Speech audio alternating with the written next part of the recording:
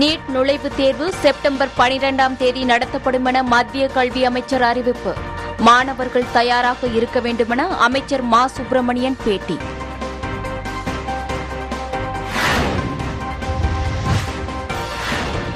மேற்கு தொடர்ச்சி மலையை ஒட்டிய மாவட்டங்களில் அடுத்த 4 நாட்களுக்கு மழைக்கு வாய்ப்பு. சென்னை வானிலை மையம் தகவல்.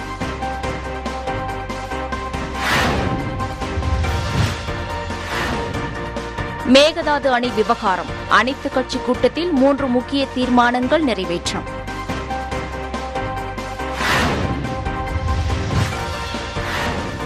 வீட்டு மாடியில் எளிய முறையில் காய்கறிகளை விளைவிக்க மக்களுக்கு பயிற்சி. ஓமலூர் பகுதியில் 10,000 மாடித் தோட்டங்கள் அமைக்க வேளாண் துறை நடவடிக்கை.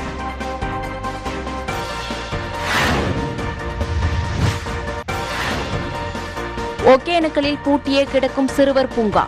பூங்காவை பராமரித்து மக்கள் பயன்பாட்டிற்கு கொண்டுவர வேண்டுகோள்.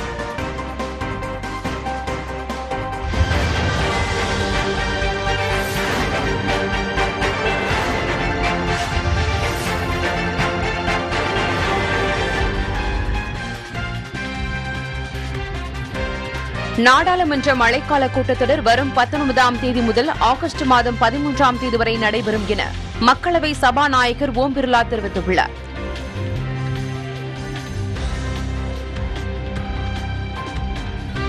கொரோனா தடுப்பு வழிகாட்டு நெறிமுறைகளை மக்கள் பின்பற்றாவிட்டால் 3ஆம் அலை உருவாவதை தடுக்க முடியாது என இந்திய மருத்துவக் கழகம் எச்சரித்துள்ளது.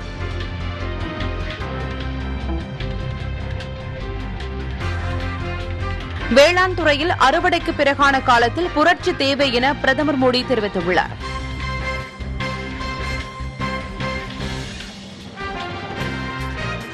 மேகதாது அணைக்கு நீதிமன்றம் தடை விதிக்கவில்லை, எனவே அணையை கட்டியே தீருவோம் என கர்நாடக மாநில உள்துறை அமைச்சர் பசவராஜ் பொம்மை கூறியுள்ளார்.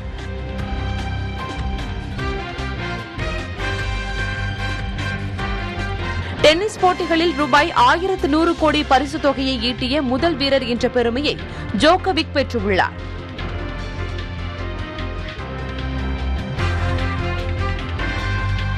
இங்கிலாந்து கால்பந்து அணி வீரர்கள் குறித்த இனவெறி கருத்துக்கு பிரதமர் போரிஸ் ஜான்சன் கடும் கண்டனம் தெரிவித்துள்ளார்.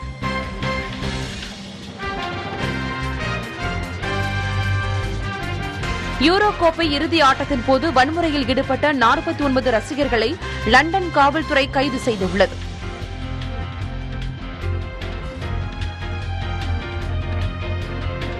திருப்பதி கோயிலில் அடுத்த மாதம் சுவாமி தரிசனம் செய்ய ஜூலை 20ஆம் தேதி முதல் ஆன்லைனில் முன்பதிவு தொடங்கப்படும் என தேவஸ்தானம் அறிவித்துள்ளது.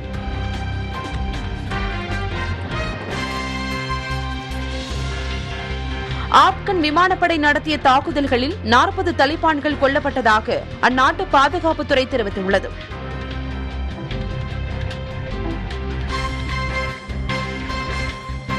ஐசிசியின் ஜூன் மாதத்துக்கான சிறந்த வீரராக நியூசிலாந்தின் கான்வே தேர்வு செய்யப்பட்டுள்ளார்.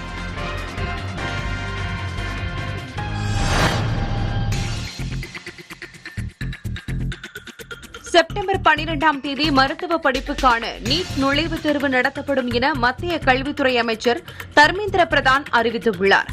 நீட் நுழைவுத் தேர்வுக்கான விண்ணப்ப படிவங்களை செவ்வாய் மாலை 5 மணி முதல் இணையதளத்திலிருந்து பதிவிறக்கி விண்ணப்பிக்கலாம் என்று டுவிட்டரில் பிரதான் தெரிவித்துள்ளார். நீட் தேர்வு நடக்கும் நகரங்களின் எண்ணிக்கை 155லிருந்து 198ஆக அதிகரிக்கப்பட்டிருப்பதாகவும் தேர்வு எழுத வருபவர்களுக்கு முகக்கவசம் வழங்கப்படும் என்றும் மத்திய கல்வி அமைச்சர் தர்மேந்திர பிரதான் கூறியுள்ளார். மேலும் கடந்த ஆண்டு நீட் தேர்வு எழுதுவதற்காக 3862 மையங்கள் அமைக்கப்பட்ட நிலையில் தற்போது அந்த மையங்களின் எண்ணிக்கையும் அதிகரிக்கப்படும் என அவர் கூறியுள்ளார். இதனிடையே சென்னையில் செய்தியாளர்களை சந்தித்த மருத்துவத்துறை அமைச்சர் மா. சுப்பிரமணியன் நீட் தேர்வுக்கு மாணவர்கள் தயாராக வேண்டும் என கூறினார்.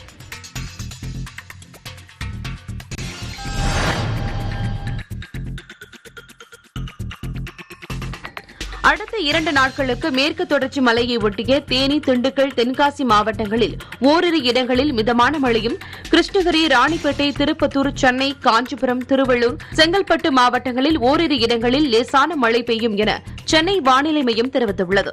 15 மற்றும் 16ஆம் தேதிகளில் தேனி, திண்டுக்கல், தென்காசி ஆகிய மாவட்டங்களில் கனமழையும், ஏனைய மாவட்டங்கள் மற்றும் புதுவையில் மிதமான மழையும் பெய்யும் என வானிலை மையம் தெரிவித்துள்ளது.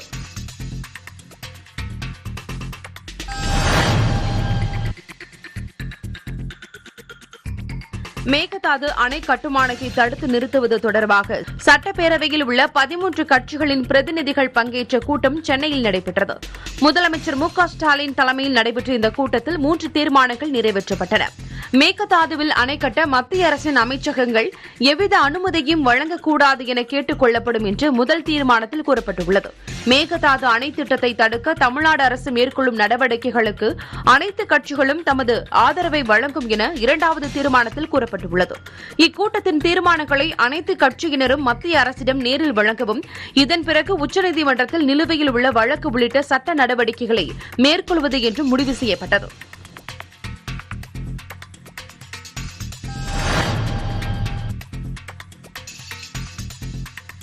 சேலம் மாவட்டம் ஓமலூர் தோட்டக்கலைத்துறை அதிகாரிகள் ஓமலூர் நகரில் மாடித் தோட்டம் அமைப்பதை ஊக்குவிக்கும் வகையில் மக்களுக்கு பயிற்சி அளித்து வருகின்றனர். அதன்படி காமராஜர் நகரில் நடைபெற்ற பயிற்சியில் 100க்கும் மேற்பட்ட மக்கள் கலந்து கொண்டு மாடித் தோட்டம் அமைக்க பயிற்சி பெற்றனர். வீட்டிற்கு தேவையான காய்கறிகளை மாடியிலேயே எளிய முறையில் விளைவித்துக் கொள்ள முடியும் எனவும், குழந்தைகளுக்கும் இவற்றை கற்றுக் கொடுப்பதால் அடிப்படை விவசாய அறிவை அவர்களும் தெரிந்து கொள்வார்கள் எனவும் அதிகாரிகள் தெரிவித்தனர். தோட்டக்கலைத்துறை மூலம் மாடித் தோட்டம் அமைப்பதற்கு தேவையான நாட்டு காய்கறி விதைகள், இயற்கை உரங்கள், இயற்கை பூச்சி விரட்டி, தேங்காய் நார், பைகள், சொட்டு நீர் பாசன குழாய்கள் அடங்கிய தொகுப்பை தமிழக அரசு மானிய விலையில் வழங்குவது குறித்தும் தெரிவிக்கப்பட்டது. அதன்படி 810 ரூபாய் மதிப்புள்ள ஒரு தொகுப்பு அரசு மானியம் 300 ரூபாய் போக 510 ரூபாய்க்கு வழங்கப்படுகிறது. ஓமலூர் நகரம் மற்றும் வட்டார பகுதிகளில் சுமார் 10,000 மாடித் தோட்டம் அமைக்க நடவடிக்கைகள் எடுக்கப்பட்டு வருகிறது. இந்த பயிற்சியில் கலந்து கொண்ட 50 பேர் உடனடியாக மாடித் தோட்டம் அமைப்பதற்கான தொகுப்புகளை வாங்கி சென்றனர்.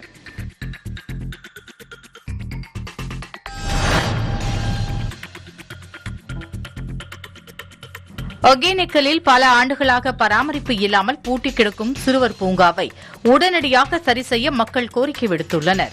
தருமபுரி மாவட்டம் பென்னாகரத்தில் ஊராட்சி ஒன்றியம் சார்பில் அமைக்கப்பட்டுள்ள சிறுவர் பூங்காவில் வனத்துறை சார்பில் தேநீர் அங்காடி, கழிவறை உள்ளிட்ட அனைத்து வசதிகளும் செய்யப்பட்டன.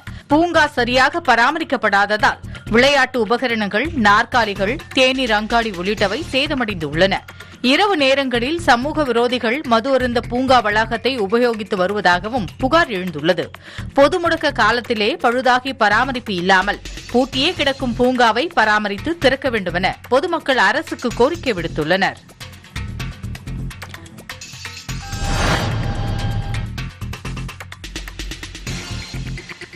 பெரியகுளம் பகுதியில் நோய் தாக்குதல் காரணமாக சின்ன வெங்காய பயிர் முற்றிலும் காய்ந்து வருவதாக விவசாயிகள் வேதனை தெரிவித்துள்ளனர்.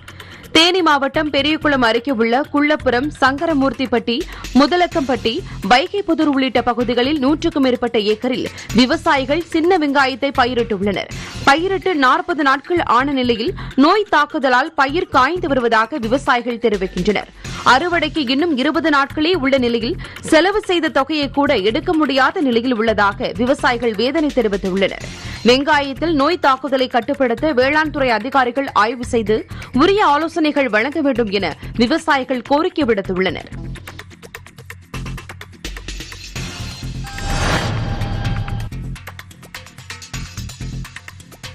KRB அணை நீர்மட்டம் 44 அடியை தாண்டியுள்ளதால் முதல் போக சாகுபடிக்கு தண்ணீர் திறக்க வேண்டும் என விவசாயிகள் கோரிக்கை விடுத்துள்ளனர். ஓசூர் கெலவரப்பள்ளி அணையிலிருந்து கடந்த 5 நாட்களாக தொடர்ந்து 400 கன அடி தண்ணீர் தென்பெண்ணை ஆற்றில் திறக்கப்பட்டுள்ளது. இதனால் கிருஷ்ணகிரி KRB அணைக்கு 196 கன அடி தண்ணீர் சென்று கொண்டிருந்தது. அணையிலிருந்து 12 கன அடி தண்ணீர் ஆற்றில் திறக்கப்பட்டுள்ளது. அணையின் மொத்த உயரமான 52 அடியில் 44.30 அடியாக நீர்மட்டம் உயர்ந்துள்ளது. எதிர்பார்த்த மழை பெய்யாததால் KRB அணை நீர்மட்டம் வேகமாக உயரவில்லை. கடந்த 2019ஆம் ஆண்டு ஜூலை 5ஆம் தேதி KRB அணை நீர்மட்டம் 38.25 அடியாக இருந்தபோது முதல் போக சாகுபடிக்கு 100 கன அடி தண்ணீர் இடது மற்றும் வலதுபுற வாய்க்காலில் திறக்கப்பட்டது. தற்போது அணை நீர்மட்டம் 44.30 அடியாக உயர்ந்துள்ளதால் தாமதமின்றி முதல் போக சாகுபடிக்கு தண்ணீர் திறக்க வேண்டும் என விவசாயிகள் அரசுக்கு கோரிக்கை விடுத்துள்ளனர்.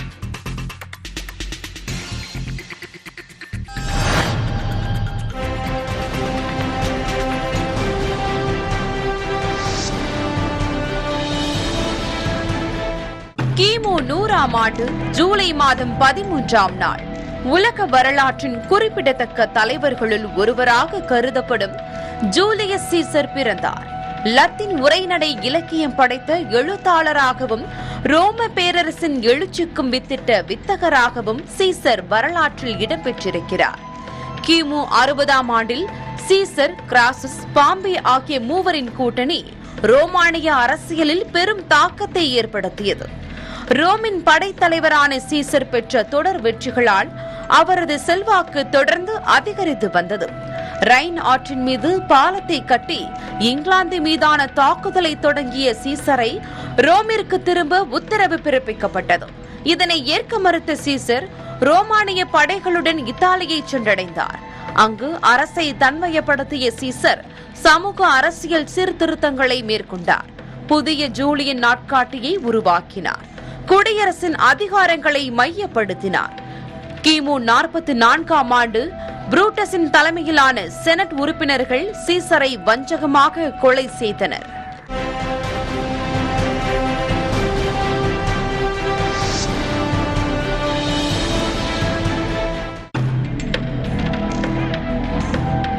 ஆயிரத்து 1923ஆம் ஆண்டு ஜூலை மாதம் 13ஆம் நாள் ஹாலிவுட் லேண்ட் என்ற பெயர் பலகை முதலாக லாஸ் ஏஞ்சல்ஸின் மவுண்ட்லி மலையின் மீது வைக்கப்பட்டது. ரியல் எஸ்டேட் நிறுவனம் ஒன்றின் விளம்பரத்துக்காக இந்த பெயர் பலகை வைக்கப்பட்டது.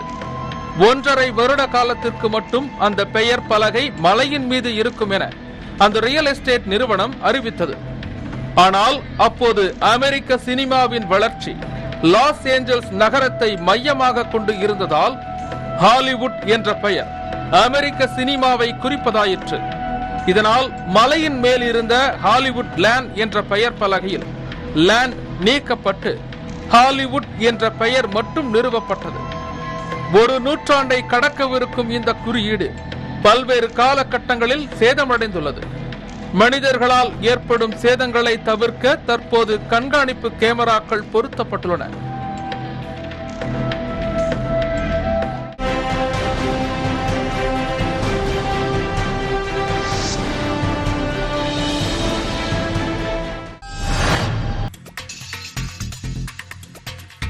உதகை அரசு கலைக்கல்லூரியில் படித்து வரும் விலங்கியல் துறை ஆராய்ச்சி மாணவி புதிய வகை நுண்ணுயிரியை கண்டுபிடித்து சாதனை செய்துள்ளார். நீலகிரி மாவட்டம் உதகையில் உள்ள அரசு கலைக்கல்லூரியில் மூலக்கூறு பல்லுயிர் ஆய்வகம் உள்ளது. இங்கு நுண்ணுயிரிகள் குறித்து ஆய்வு செய்யப்படுகிறது. 5 வகையான புதிய நுண்ணுயிரிகள் கண்டுபிடிக்கப்பட்டுள்ள நிலையில் தற்போது மேலும் ஒரு நுண்ணுயிரி கண்டுபிடிக்கப்பட்டுள்ளது. இந்தியாவில் முதல் முறையாக கண்டுபிடிக்கப்பட்டுள்ள இந்த நுண்ணுயிரியை அரசு கலைக்கல்லூரியில் முதுகலை ஆராய்ச்சி மாணவி முப்சினா துனிசா என்பவர் கண்டுபிடித்து அசத்தியுள்ளார். இவர் 2018ஆம் ஆண்டு ஆராய்ச்சியில் ஈடுபட்டிருந்த போது அரசு கல்லூரி அருகே மண்ணுக்கடியில் 1 மில்லிமீட்டருக்கும் குறைவாக மைக்ரோஸ்கோப்பில் மட்டும் பார்க்கக்கூடிய ஒரு மண் பூச்சியை கண்டுபிடித்தார். அதனை ஆராய்ச்சி செய்த போது அந்த பூச்சி பயோநிக்கோரஸ் என்ற பேரினத்தை சார்ந்த பயோனிச்சிரஸ் என்ற புதிய வகை பூச்சி என்பது தெரிய வந்தது. இதே குடும்பத்தைச் சேர்ந்த 6 வகையான பூச்சிகள் ஏற்கனவே கண்டுபிடிக்கப்பட்டுள்ள நிலையில் இது 7வது வகை என்பது தெரிய வந்தது. இந்த வகை பூச்சி சீனா, கொரியா, சுவிட்சர்லாந்து ஆகிய நாடுகளில் மட்டுமே கண்டுபிடிக்கப்பட்டுள்ளது. இந்தியாவில் முதன்முறையாக கண்டுபிடிக்கப்பட்ட இந்த பூச்சியின் DNA மாதிரிகள் ஸ்பெயின் நாட்டில் உள்ள பூச்சியியல் ஆராய்ச்சி மையம் மற்றும் கொல்கத்தாவில் இருக்கும் ஜுவாலஜிக்கல் சர்வே ஆஃப் இந்தியா நிறுவனத்திற்கு அனுப்பி வைக்கப்பட்டது. அவர்கள் தொடர்ந்து பல்வேறு கட்ட சோதனைகளை மேற்கொண்டு கடந்த சில தினங்களுக்கு முன்பு புதிய நுண்ணுயிரி தான் என்பதை உறுதிப்படுத்தினர். இந்த பூச்சிக்கு கண்கள் கிடையாது, குளிர் பிரதேசத்தில் மட்டுமே இருக்கும், செழிப்பான புல்வெளிகளில் காணப்படும், குப்பைகளை மக்க செய்து மண்ணை தரம் வாய்ந்த உரமாக மாற்றுகிறது, மண்ணின் தரத்தை பல மடங்கு உயர்த்தக்கூடியது. இந்தியாவில் முதன்முறையாக கண்டுபிடிக்கப்பட்டுள்ளதால் பயோனிச்சிரஸ் தமிழிலான்சிஸ் என்ற பெயர் சூட்டி தமிழகத்திற்கும் உதகை அரசு கலை கல்லூரிக்கும் பெருமை சேர்த்துள்ளார் இந்த மாணவி. என்னோட ரிசர்ச்காக நான் கடந்த 5 வருஷமா நீலகிரி மண்ணில் இருக்கிற எல்லா மைக்ரோ ஆர்த்ரோபோட்ஸையும் கலெக்ட் பண்ணி ஸ்டடீஸ் பண்ணிட்டு இருக்கேன். இதுல நான் என்னோட ஸ்டடீஸ்க்காக செலக்ட் பண்ண குரூப் பார்த்தீங்கன்னா கொலம்போலா. அதுல ஆனிக்யூரிடே என்ற பர்டிகுலர் ஃபேமிலியில 5 புது பூச்சிகளை கண்டுபிடிச்சிருக்கேன். மேலும் இந்த 5 புது பூச்சியில ஒரு பூச்சி பயோனிக்யூரஸ் தமிழன்சிஸ் அப்படின்னு பேர் சூட்டியிருக்கோம். இந்த பயோனிக்யூரஸ் தமிழன்சிஸ் அப்படின்ற பூச்சி இந்தியாலேயே முதல் ஜீனஸாவும் உலகத்திலே 7வது புது ஸ்பீஷிஸாவும் ஐடென்டிஃபை பண்ணியிருக்கோம்.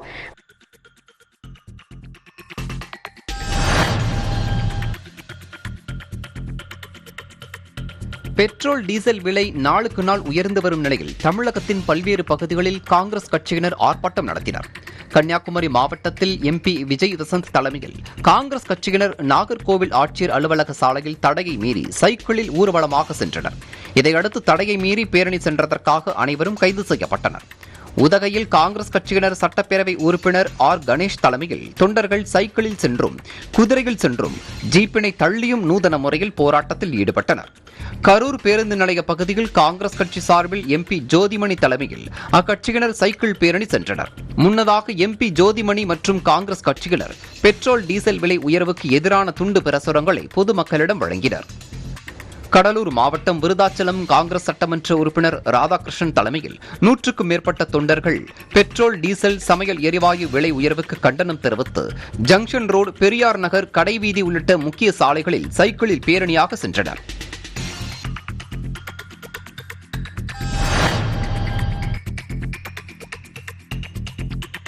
கடந்த மாதம் 19ஆம் தேதி பழனிக்கு கேரளாவைச் சேர்ந்த பெண்ணும் அவரது கணவரும் சென்றுள்ளனர்.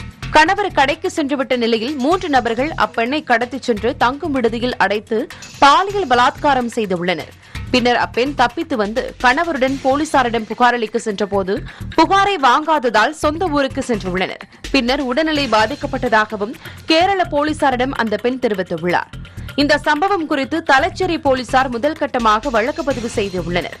இது தொடர்பாக கேரள டிஜிபி அனில்காந்த் தமிழக டிஜிபிக்கு கடிதம் எழுதியுள்ளதாகவும் தகவல் வெளியாகியுள்ளது. இதனையடுத்து திண்டுக்கல் மாவட்ட காவல்துறை கண்காணிப்பாளர் ரவுலி பிரியா பழனிக்கு வந்து நேரில் விசாரணை மேற்கொண்டார்.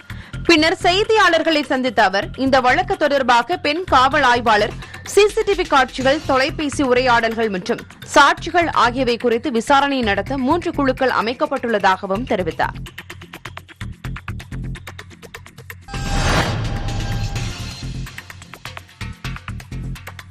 தருமபுரி மாவட்டம் அனுமந்தபுரத்தில் உள்ள தனியார் பள்ளியில் கடந்த 2020-2021 ஆண்டு 10ஆம் வகுப்பு பயின்ற மாணவ மாணவிகள் தேர்ச்சி பெற்ற நிலையில் தற்போது 11ஆம் வகுப்பு அரசு பள்ளியில் சேர்க்க பள்ளி நிர்வாகத்திடம் மாற்று சான்றிதழ் கேட்டுள்ளனர். அப்போது 100% பணம் கட்டினால் மட்டுமே மாற்று சான்றிதழ் வழங்கப்படும் என தெரிவித்துள்ளனர். எனவே பள்ளியின் மீது உரிய நடவடிக்கை எடுத்து மாணவர்களின் மாற்று சான்றிதழை வழங்க நடவடிக்கை எடுக்க வேண்டும் என மாவட்ட ஆட்சியர் அலுவலகத்தில் மாணவர்கள் மற்றும் பெற்றோர்கள் மனு அளித்தனர்.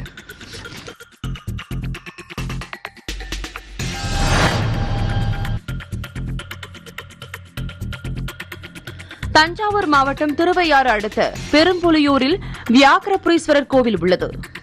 இக்கோவிலில் ஆஷாட நவராத்திரியை முன்னிட்டு சிறப்பு யாகசாலை பூஜைகள் செய்யப்பட்டு வாராகி அம்மனுக்கு மஞ்சள், சந்தனம், பால் போன்ற மங்கள பொருட்களால் அபிஷேகம் செய்யப்பட்டு சிறப்பு தீபாராதனை காண்பிக்கப்பட்டது. அதனைத் தொடர்ந்து வாராகி அம்மன் விபூதி அலங்காரத்தில் எழுந்தருளி பக்தர்களுக்கு காட்சியளித்தார். இதில் சிவாச்சாரியர்கள் யாகசாலை பூஜை நடத்தினர். இந்நிகழ்வில் பக்தர்கள் ஏராளமானோர் கலந்து கொண்டு வாராகி அம்மனை தரிசித்தனர்.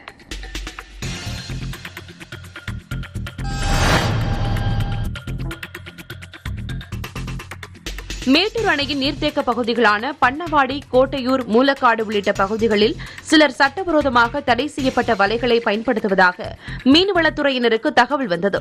இதையடுத்து அப்பகுதிக்கு சென்ற அதிகாரிகள் தடை செய்யப்பட்ட வலையை பயன்படுத்தி மீன்பிடித்துக் கொண்டிருந்த நபர்களை பிடிக்க முற்பட்டனர். அப்போது அந்த மீனவர்கள் தப்பி ஓடிவிட்டனர். இதையடுத்து அவர்கள் பயன்படுத்திய சுமார் 2 லட்சம் மதிப்பிலான 600 கிலோ வலையை பறிமுதல் செய்த அதிகாரிகள் தப்பி ஓடிய நபர்களை பிடிக்க நடவடிக்கை மேற்கொண்டுள்ளனர்.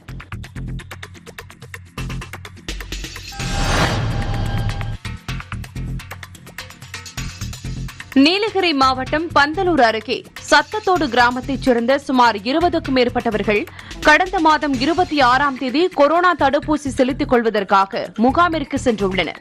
அங்கு தடுப்பூசிகள் முடிந்துவிட்டதால் சேரம்பாடி சென்றுள்ளனர். ஆனால் அங்கும் தடுப்பூசி இல்லை. இந்த நிலையில் கடந்த 10ஆம் தேதி இவர்களுக்கு தடுப்பூசி செலுத்தப்பட்டு இருப்பதாக குறுஞ்செய்தி வந்துள்ளது. இதனால் அதிர்ச்சியடைந்த அவர்கள் சம்பந்தப்பட்ட துறை பணியாளர்களிடம் இதுகுறித்து கேட்டபோதும் உரிய பதிலும் கிடைக்கவில்லை. எனவே மாவட்ட நிர்வாகம் விசாரணை மேற்கொண்டு தங்களுக்கு தடுப்பூசி செலுத்த நடவடிக்கை எடுக்க வேண்டும் என கோரிக்கை வைத்துள்ளனர். இதுகுறித்து கூடலூர் வட்டார மருத்துவ அலுவலர் கதிரவனிடம் கேட்டபோது பதிவு செய்யப்பட்ட தகவல்களை பணியாளர்கள் தவறுதலாக ஆன்லைனில் பதிவேற்றம் செய்துவிட்டார்கள் எனவும் தடுப்பூசிகள் வந்தவுடன் குறிப்பிட்ட அந்த நபர்களுக்கு தடுப்பூசி செலுத்தப்படும் என தெரிவித்துள்ளார்.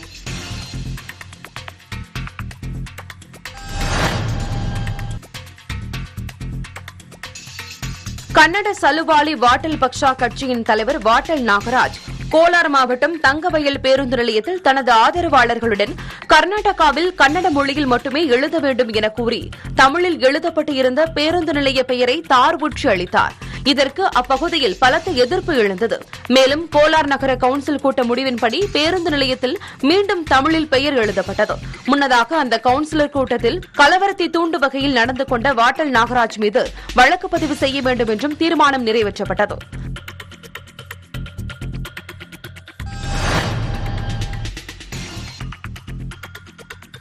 கொடைக்கானலுக்கு தென்மேற்கு பருவ மழைக்காலம் என்பது மிகவும் ரம்மியமான காலமாக உள்ளது.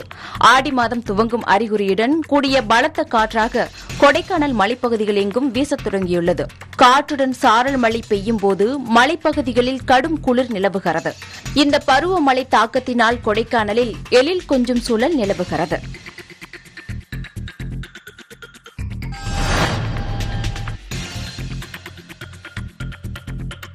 ஈரோடு மாவட்ட காவல் கண்காணிப்பாளர் சசிமோகன் அறிவுறுத்தலின் பேரில் மாவட்ட காவல்துறையினர் பெண்கள் சமூக வலைதளங்களை கையாள்வது, வங்கியின் பெயரில் மோசடி, ஆன்லைன் விளையாட்டிலிருந்து குழந்தைகளை காப்பது, சாலை விதிகளை மதிப்பது, முகக்கவசம் அணிவது, நூதன முறையில் பணம் பறிக்கும் கும்பல்களிடம் இருந்து காக்க பல்வேறு படக்காட்சிகள் வைத்து மீம்ஸுகளை பயன்படுத்தி விழிப்புணர்வை ஏற்படுத்தினர்.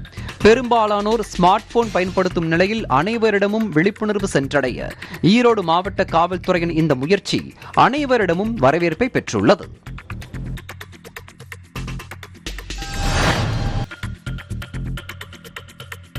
ராமநாதபுரம் மாவட்டம் கமுதி அருகே சிங்கப்புள்ளியாப்பட்டி கிராமத்தைச் சேர்ந்த தடகள வீரர் நாகநாதன் பாண்டி டோக்கியோ ஒலிம்பிக்கிற்கு இந்தியா சார்பாக பங்கேற்க உள்ளார். கடந்த 30 ஆண்டுகளுக்கு மேலாக சிங்கப்புள்ளியாப்பட்டி வெள்ளையாபுரம் கிராம மக்களுக்கு இடையே சமூக பிரச்சனை ஏற்படும், அவ்வப்போது போலீஸ் குவிக்கப்படுவதும் உண்டு. வெள்ளையாபுரம் கிராமத்தில் இறந்த உடலை கொண்டு செல்லும் போதும் சடங்கு முறை செய்யும் போதும் மோதல் போக்கு ஏற்படும் என்பதால் போலீசார் முன்னெச்சரிக்கையாக இருப்பர்.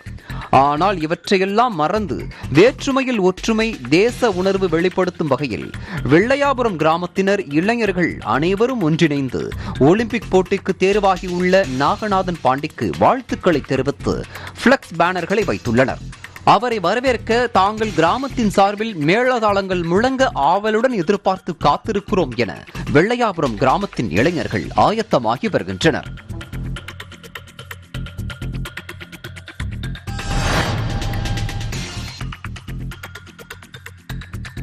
கேரளாவில் கொரோனா வைரஸை தொடர்ந்து புதிதாக உருவாகியுள்ள ஜிகா வைரஸின் தாக்கம் உள்ளதால் அம்மாநிலத்தில் இ பாஸ் நடைமுறை தொடர்கிறது.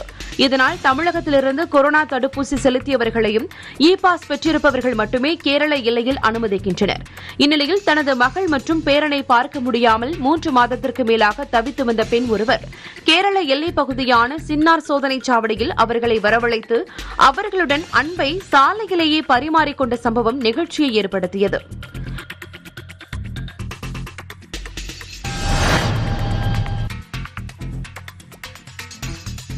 திருச்சி ஸ்ரீரங்கம் அருள்மிகு ரங்கநாதர் சுவாமி திருக்கோவிலுக்கு வரும் பக்தர்கள் தங்குவதற்கு வசதியாக பஞ்சக்கரை சாலையில் யாத்ரி நிவாஸ் கட்டப்பட்டது. கொரோனா பரவல் காரணமாக சிறப்பு சிகிச்சை மையமாக யாத்ரி நிவாஸ் பயன்படுத்தப்பட்டு வந்தது. இந்நிலையில் மாவட்ட நிர்வாகத்தினர் கடந்த 2 நாட்களுக்கு முன்பு கிருமி நாசினி தெளித்து ஸ்ரீரங்கம் கோவில் நிர்வாகத்திடம் ஒப்படைத்தனர். இதையடுத்து வருகிற 23ஆம் தேதி தன்வந்திரி ஹோமம் நடத்தப்பட்டு 24ஆம் தேதி முதல் பக்தர்கள் தங்கலாம் என்றும் அதற்காக இணையதளம் மூலம் முன்பதிவு செய்யலாம் என ஸ்ரீரங்கம் கோவில் இணை ஆணையர் தெரிவித்துள்ளார்.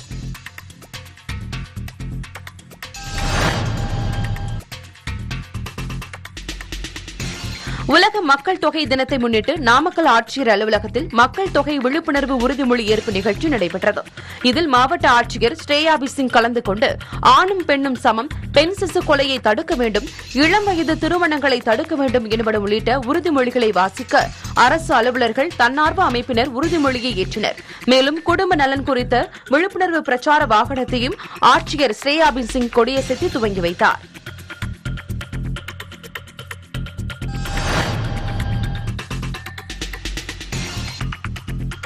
இந்திய கம்யூனிஸ்ட் கட்சியின் புதுக்கோட்டை மாவட்டம் கந்தர்வக்கோட்டை ஒன்றிய செயலாளராக இருப்பவர் அரசப்பன்.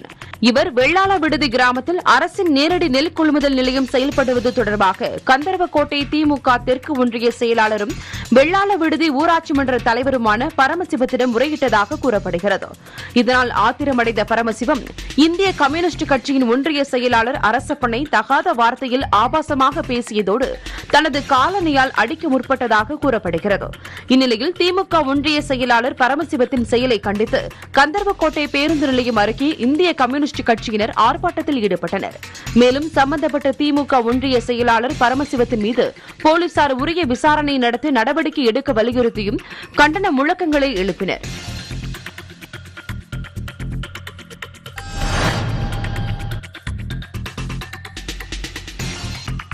திருச்சி மாவட்ட ஆட்சியர் சிவராசு வெளியிட்டுள்ள செய்திக்குறிப்பில் மாவட்டத்தில் உள்ள கோயில்களின் பாதுகாப்பு பணிக்கு 62 வயதிற்குட்பட்ட விருப்பமுள்ள முன்னாள் படை வீரர்கள் விண்ணப்பிக்கலாம் எனவும் இப்பணிக்கு காவல்துறை மூலமாக மாதம் ரூபாய் 7,600 ஊதியமாக வழங்கப்படும் எனவும் தெரிவித்துள்ளார்.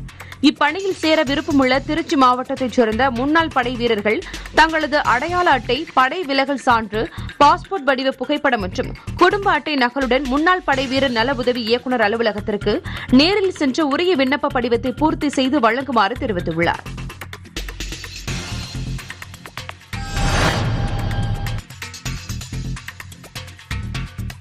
மதுரை மாவட்டம் பழங்காநத்தம் பகுதியைச் சேர்ந்த சாய்ராம் என்பவர் அதே பகுதியில் உள்ள சார் பதிவாளர் அலுவலகம் முன்பாக உள்ள தனியார் இ சேவையில் வாரிசு சான்றிதழ் கோரி ஆன்லைனில் விண்ணப்பித்துள்ளார். அதற்கு அங்குள்ள இ சேவை மைய ஊழியர் இது தொடர்பாக 4 அதிகாரிகள் கையெழுத்திட வேண்டும், எனவே தங்களுக்கு 3,500 ரூபாய் தொகை செலுத்த வேண்டும் என தெரிவித்துள்ளார்.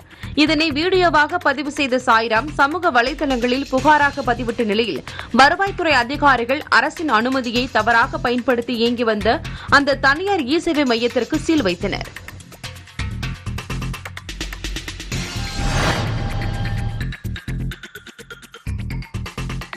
திருவள்ளூர் மாவட்டம் முத்தண்டை கண்டிகை பகுதியைச் சேர்ந்தவர் பாபு. விவசாயியான இவர் கிடங்கில் 600 நெல் மூட்டைகளை வைத்துள்ளார். இந்நிலையில் அந்த கிடங்கில் தீப்பற்றி நெல் மூட்டைகள் எரிந்துள்ளது. இதுகுறித்து வந்த தீயணைப்பு வீரர்கள் தீயை அணைக்கும் பணியில் ஈடுபட்டனர். எனினும் 300 நெல் மூட்டைகள் தீயில் இருந்து சேதமானது. சேதமான ஒரு நெல் மூட்டை 2,250 ரூபாய் என அதன் உரிமையாளர் பாபு தெரிவித்துள்ளார். மேலும் அரசு இழப்பீடு வழங்கவும் அவர் கோரிக்கை விடுத்துள்ளார்.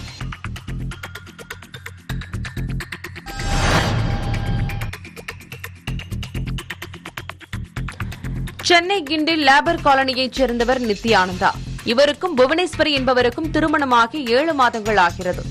இந்நிலையில் புவனேஸ்வரி தனது அக்காவின் கணவருடன் அடிக்கடி செல்போனில் பேசி வந்ததால் நடத்தையில் சந்தேகப்பட்டு பேசுவதை தவிர்க்குமாறு நித்யானந்தா கண்டித்துள்ளார். இதனால் அடிக்கடி இருவருக்கும் ஏற்பட்ட தகராறில் நித்யானந்தா மனைவி புவனேஸ்வரியை கத்தியால் குத்தி கொலை செய்துவிட்டு கிண்டி காவல் நிலையத்தில் சரணடைந்தார். தகவல் அறிந்து சம்பவ இடத்திற்கு சென்ற போலீசார் உடலை கைப்பற்றி பிரேத பரிசோதனைக்காக அனுப்பி வைத்து தொடர்ந்து விசாரித்து வருகின்றனர்.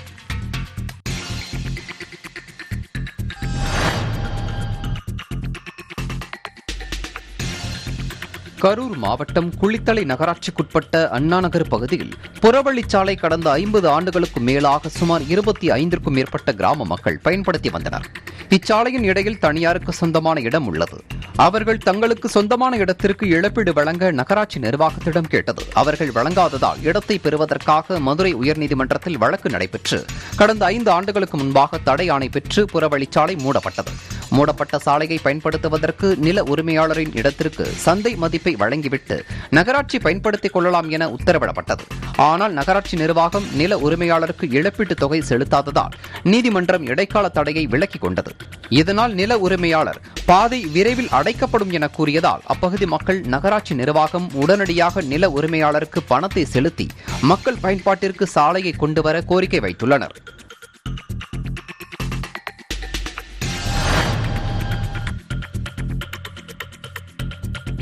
சிதம்பரம் நடராஜர் கோவில் ஆணி திருமஞ்சன விழா கடந்த 6ஆம் தேதி கொடியேற்றத்துடன் தொடங்கியது. இந்நிலையில் வரும் 14ஆம் தேதி நடைபெற வேண்டிய தேர் திருவிழாவிற்கு தடை விதிக்கப்பட்டுள்ளது. இந்நிலையில் அதிமுக மற்றும் பாரதிய ஜனதாவினர் தேர் திருவிழாவுக்கு அனுமதி வழங்க வேண்டும், ஆணி திருமஞ்சனத்திற்கு பக்தர்களை அனுமதிக்க வேண்டும் என வலியுறுத்தி சாலை மறியல் போராட்டத்தில் ஈடுபட்டனர்.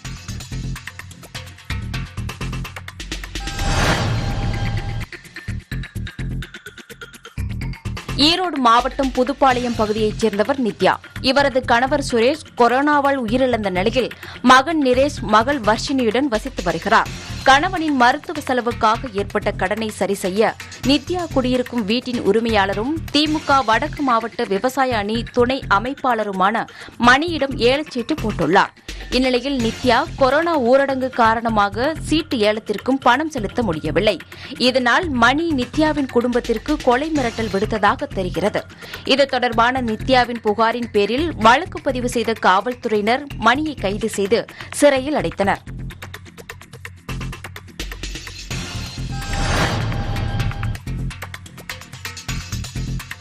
திருப்பூர் மாவட்டம் குன்னங்கால் பாளையத்தில் அடுக்குமாடி குடியிருப்புகள் அதிக அளவில் உள்ளன. இந்நிலையில் அங்குள்ள ஒரு அடுக்குமாடி குடியிருப்புக்குள் வடமாநில வாலிபர் ஒருவர் புகுந்து நோட்டமிட்டுள்ளார். இதனை பார்த்த அடுக்குமாடி குடியிருப்பு வாசிகள் வடமாநில வாலிபரை பிடித்து விசாரித்ததில் தமிழ் தெரியாத நிலையில் ஹிந்தியில் மட்டும் பேசியுள்ளார். அவர் மீது சந்தேகப்பட்ட அப்பகுதி மக்கள் அவரை மரத்தில் கட்டி வைத்து அடித்து உதைத்துள்ளனர். இதுகுறித்து பல்லடம் போலீசாருக்கு தகவல் தெரிவிக்கப்பட்டது. சம்பவ இடத்திற்கு வந்த காவல்துறையினர் அவ்வாலிபரை மீட்டு காவல் நிலையம் அழைத்து சென்று விசாரணை மேற்கொண்டு வருகின்றனர்.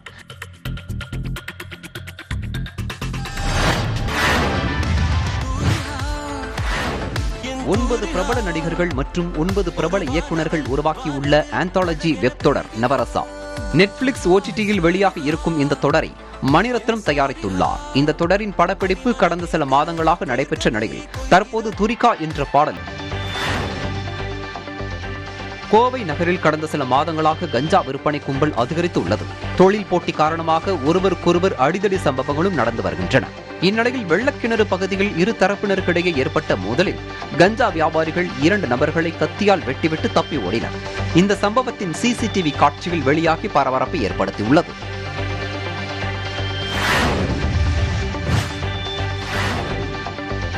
கோவை மாவட்டம் சந்திராபுரம் கிராம பகுதியில் செயல்படும் கல்குவாரியில் சக்தி வாய்ந்த வெடிமருந்துகளை உபயோகிப்பதால் குடியிருப்பு வாசிகள் பெரிதும் அவதிக்குள்ளாகி வருகின்றனர். மேலும் கல்குவாரிகள் தொடர்ந்து செயல்பட அனுமதி வழங்கினால் உடல்நலம் பாதிக்கப்படும். எனவே அவற்றை மூட வேண்டும் என அந்த கிராம மக்கள் கோரிக்கை விடுத்துள்ளனர்.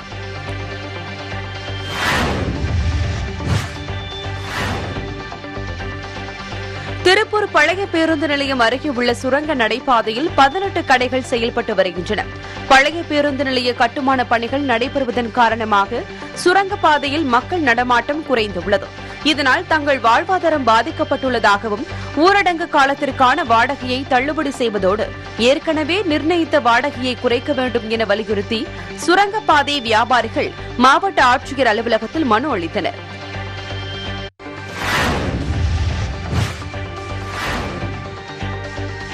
திருவண்ணாமலை மாவட்டம் ஆரணி அருகே பெய்த கனமழை காரணமாக நாகநதி ஆற்றில் வெள்ளம் கரைபுரண்டு ஓடியது. இந்த நிலையில் நாகநதி ஆற்றில் குடிபோதையில் ஆற்றை கடக்க முயன்ற ஒருவரை பொதுமக்கள் போராடி காப்பாற்றினர். இந்த வீடியோ வைரலாகியுள்ளது.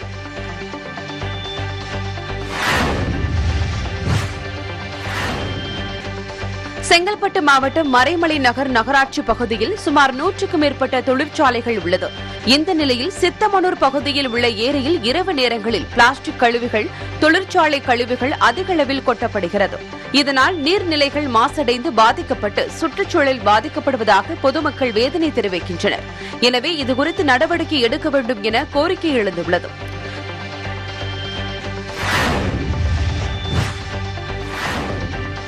தஞ்சை மாவட்டம் உரத்தநாடு அடுத்த காடுவெட்டி விடுதி பகுதியைச் சேர்ந்த பாக்கியராஜ் என்பவரிடம் கோவிந்தராஜ் என்பவர் கூலி வேலை செய்து வருகிறார். இந்நிலையில் முதியவர் கோவிந்தராஜ் கூடுதல் கூலி கேட்டதற்கு பாக்கியராஜ், நீ தாழ்த்தப்பட்ட வகுப்பைச் சேர்ந்தவன், எப்படி கேட்கலாம் என ஆயுதங்களால் வெட்டி அவரை காயப்படுத்தினார். மருத்துவமனை சிகிச்சையில் இருக்கும் கோவிந்தராஜ் கொடுத்த புகாரின் பெயரில் போலீசார் பாக்கியராஜை தேடி வருகின்றனர்.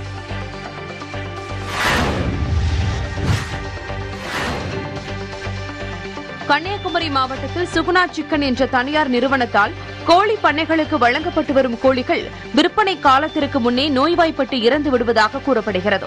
இதுகுறித்து பலமுறை அந்த நிறுவனத்திடம் தெரிவித்தும் கண்டுகொள்ளாததால் கறிக்கோழி வளர்ப்பு விவசாயிகள் நலச்சங்கம் மற்றும் தமிழ்நாடு கறிக்கோழி பண்ணை விவசாயிகள் ஒருங்கிணைப்பு நலச்சங்கம் தோவாளை ஆற்று கால்வாய் அருகே உள்ள சுகுணா சிக்கன் அலுவலகத்தை முற்றுகையிட்டு ஆர்ப்பாட்டத்தில் ஈடுபட்டனர்.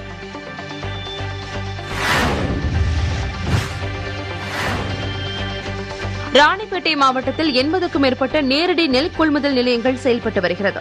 கடந்த 3 மாதங்களுக்கு முன்பு நெல் அறுவடை செய்து நேரடி நெல் கொள்முதல் நிலையங்களில் விற்பனை செய்த விவசாயிகளின் நெல் மூட்டைகள் அதற்கான தொகையை மாவட்டத்தில் பெரும்பாலான நேரடி நெல் கொள்முதல் நிலையங்களில் வழங்காமல் உள்ளனர். இதனால் அரசும் மாவட்ட நிர்வாகமும் உடனடியாக தலையிட்டு நெல் மூட்டைகளுக்கான தொகையை உடனே வழங்க வேண்டும் என கோரிக்கை வைக்கப்பட்டுள்ளது.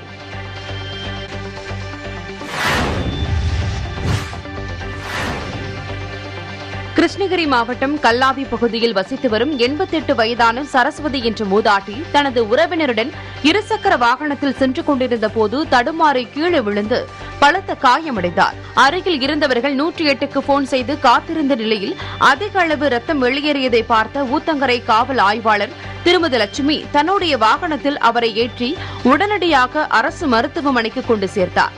தாமதிக்காமல் உடனடியாக செயல்பட்ட ஆய்வாளர் லட்சுமியை அப்பகுதி மக்கள் வெகுவாக பாராட்டினர்.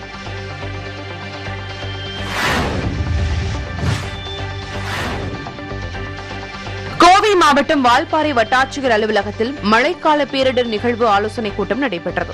மாவட்டத்தின் பல்வேறு துறைகளின் அதிகாரிகள் கலந்து கொண்ட இந்த கூட்டத்தில் மழைக்கால ஆபத்துகளிலிருந்து பாதுகாத்துக் கொள்ள பொதுமக்கள் தொடர்புக்காக தொலைபேசி எண் 1077 மற்றும் வால்பாறை வட்டாட்சியர் 9445000577 என்ற எண்ணை பயன்படுத்திக் கொள்ள வேண்டும் என கூட்டத்தில் முடிவு எடுக்கப்பட்டது.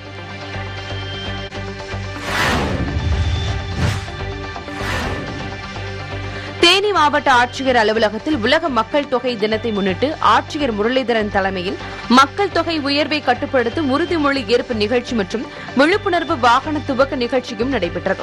மக்கள் தொகை கட்டுப்பாட்டு உறுதிமொழி எடுக்கப்பட்டு உறுதிமொழி பிரச்சார வாகனத்தை மாவட்ட ஆட்சியர் பச்சை கொடி அசைத்து தொடங்கி வைத்தார்.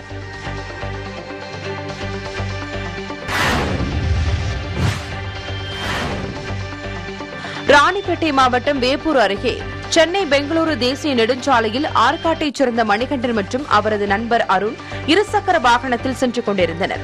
அப்போது அங்கு வேகமாக ஓட்டி வந்த லாரி ஓட்டுநருக்கும் இவர்களுக்கும் இடையே தகராறு ஏற்பட்டது. இருவரையும் ஆயுதங்களால் தாக்கிவிட்டு லாரி ஓட்டுநர் தப்பிவிட்டார். இதில் பலத்த காயமடைந்த மணிகண்டன் மருத்துவமனைக்கு செல்லும் வழியில் உயிரிழந்தார். அருண் மருத்துவமனையில் சிகிச்சைக்கு அனுமதிக்கப்பட்ட நிலையில் போலீசார் வழக்கு பதிவு செய்து விசாரித்து வருகின்றனர்.